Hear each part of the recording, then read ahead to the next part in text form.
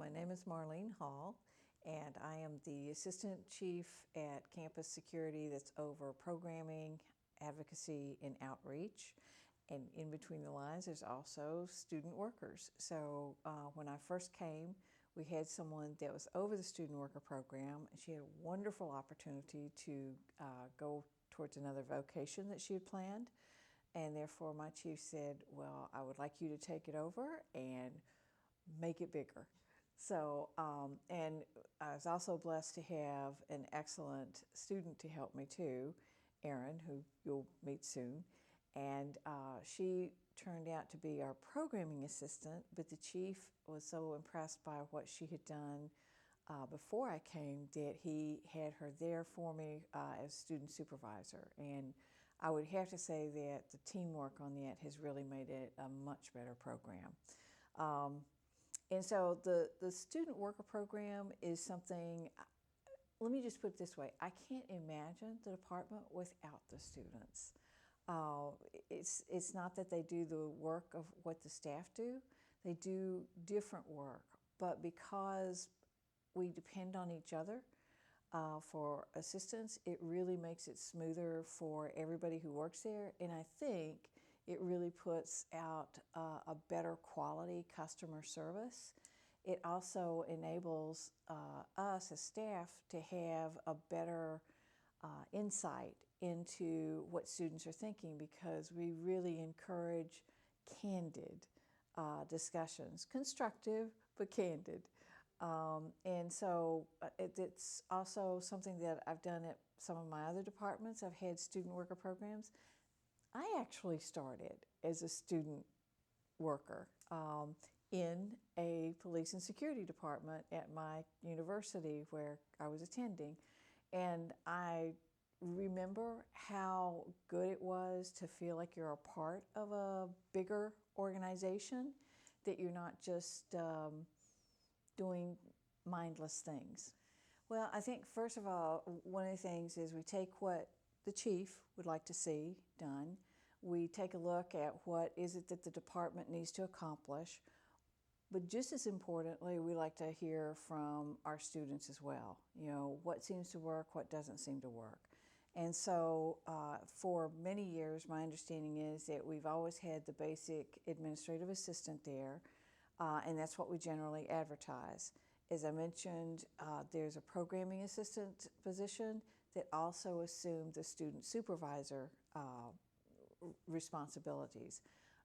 Because we've grown from maybe 7 or 8 people to nearly 30 in about 2 years, that position of programming assistant / student supervisor really has a lot to do because it's not just the number of students, it's also the number of programs that we're doing too, and the number of partnerships that we have with other campus departments. And so we are looking at splitting that position, which gives another opportunity for growth amongst our students. And so we have the administrative assistant, the student supervisor, and the programming assistant. We also, last year, added a camera monitor. And it seems a bit tedious sometimes, I think, to people until you get to where you know what you're looking for. And it is a huge help for our patrol officers because they can't be everywhere at one time. I will give you a great example. Just 2 weeks ago, we had a student who was watching a particular area, and he said that whatever those people are doing that doesn't look right. So he told the dispatcher had the officers go out there. It turned out that it was one of the suspects of vehicle break-ins. And so we worked with Metro and with our officers, and we were able to apprehend one of them. And that's because we had the students, there. The other thing that we are looking to expand, we're in the pilot study right now. One of our students is learning how to be a student assistant dispatcher. That's actually something that was available before I got here. At the time when the new chief came along, there were some concerns he had about legalities and if there were some conflicts. He's now been able to take a second look at it and figure out what can they do, what can they not do. So that's what we're gearing it toward. We will assess toward the end of the semester if this is working, and I'm really hoping it does, because that will assist our dispatchers so much, particularly during those hours when there's usually just one in the comm center. We also developed an emergency call list that any of our students can volunteer to join. That is for situations where we have little to no notice when we're calling them, asking them, can you please come in? And typically those things are usually like at 2 o'clock in the morning if it happens. It's extremely rare that we do, but if we have a natural disaster that is causing leaks inside buildings or has put out the power for card readers, then we will assign our students in areas that's not risky to them, but it's more like being able to monitor and let us know, do we need to come, do we need to have FMS called? And what is really nice is that if they volunteer to do this, they get premium pay. So we have, I think, around 10 students right now that have volunteered to do that. And our students are very candid with us, because I did have a couple that I thought they would be so marvelous. But I think our students try to be accountable and responsible. And it wasn't that a couple of them didn't want to do it. They just said, you know, I'm really hard to wake up at that time. And I would rather that they tell me that. So we also have special projects, sometimes from the chief, sometimes from elsewhere, but we use that information. And I explain to the students that it may be really tedious counting some of those parking spaces. But I've been at meetings where I've seen that they forward that information to senior leadership, and they use that information to make decisions. So they're a part of not just the department, but the wider university. And we'll try all sorts of other things too with them. One of the things we did 2 years ago was we experimented with caroling around Christmas time. And so we got our officers and our student workers together that wanted to.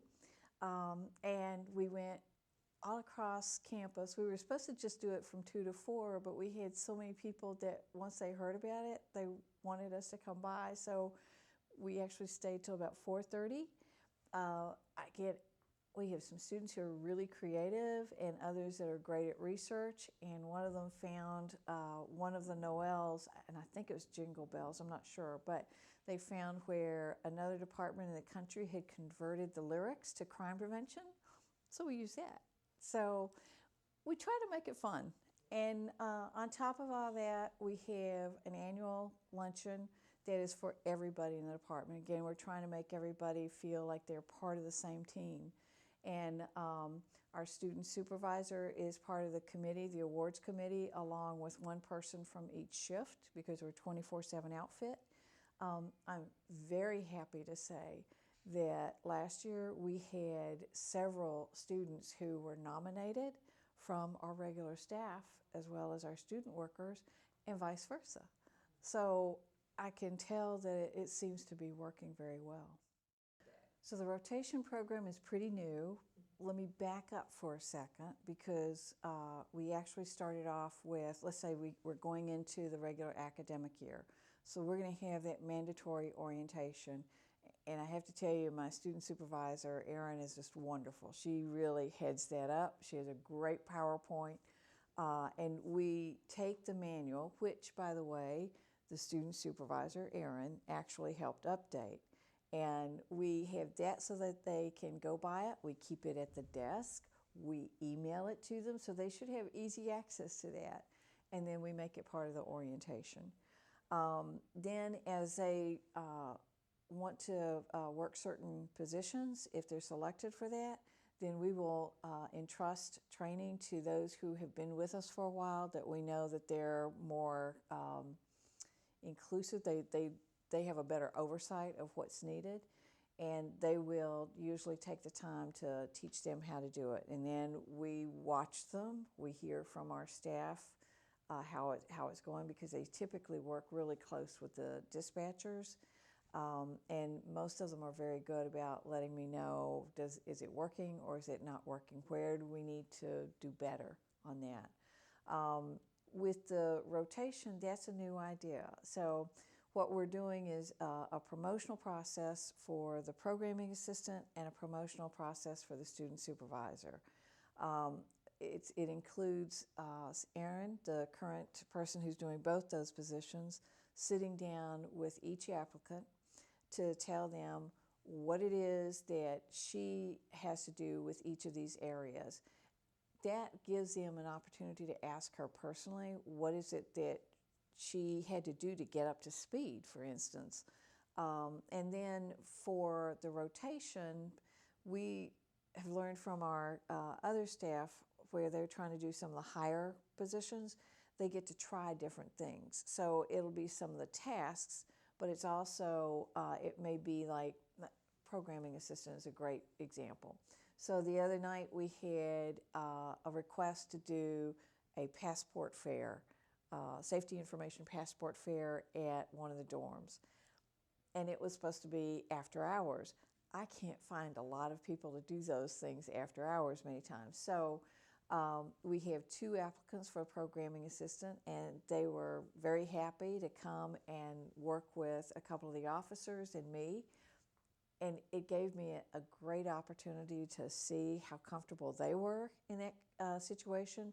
We sent out information so that they could view a few bullets for tips, and then they could, interact with the students as they were coming through. And they both said that they really enjoyed it. So, but we'll have other things too. For instance, again, with the programming assistant, there are certain things that we have to be knowledgeable about federal law.